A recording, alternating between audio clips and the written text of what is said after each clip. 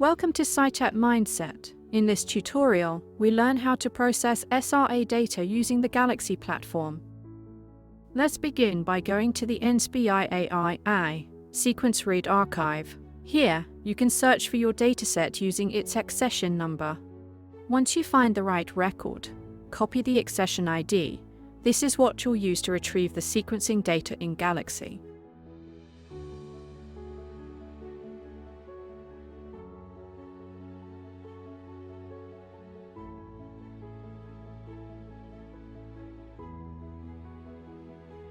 Now, head over to the Galaxy web platform.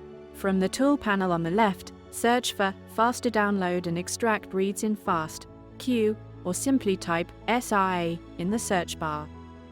Paste the SRA accession number into the box, select whether your data is single-end or paired-end, and then click Execute.